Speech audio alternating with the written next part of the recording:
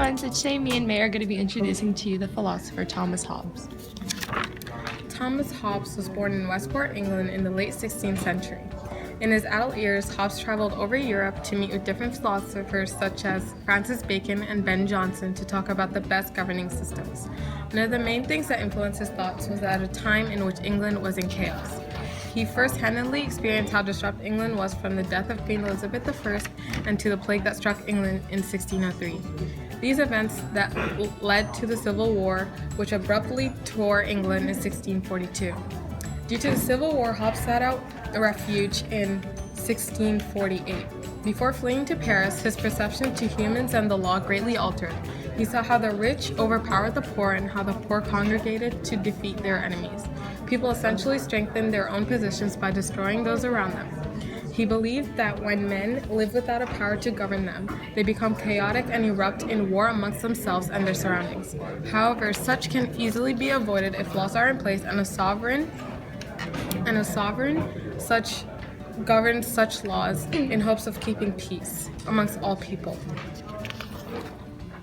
Hobbes was a legal positive theorist who believed that humans were naturally cruel and wicked at heart and could not be trusted to govern themselves.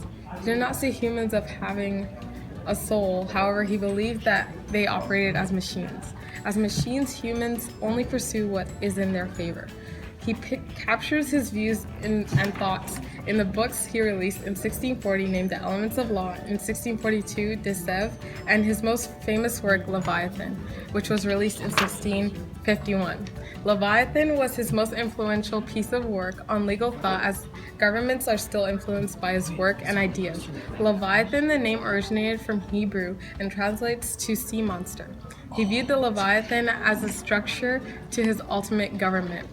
The people making up its body and the sovereign making up the head.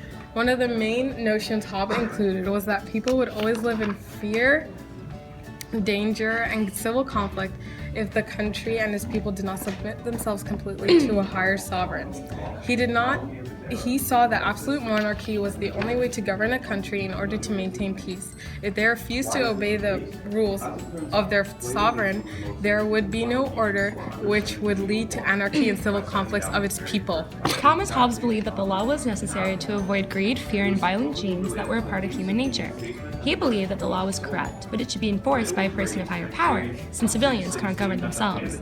He believed that laws should be established relating to the customs of people's nations, despite if they were oppressive, so that the civil peace and the security of people would be kept. His view has been a leading cause in the collapse of natural law. Thomas believed that the law was essential for society to function without anarchy. No matter how the law was constructed, it was vital for it to be followed by civilians to avoid disputes that could lead to war. It was necessary to maintain peace amongst people and should be followed by all in order to help society operate. It was necessary and non-negotiable. Thomas Hobbes believed that the law in society was to make people behave in a civil manner. The fear of the law helped govern citizens, and since the punishment of breaking the law was feared, the law in general would be feared as well. This would help people obey it at all costs. According to Hobbes, since humans are naturally violent and ridden with greed, the law would help restrict the people to act out and would ensure peace throughout the area. Without law, chaos would erupt amongst the people and violent behavior would occur. This would lead to anarchy, which would lead to a civil war, which should be avoided at all means necessary. The majority of people are familiar with his name.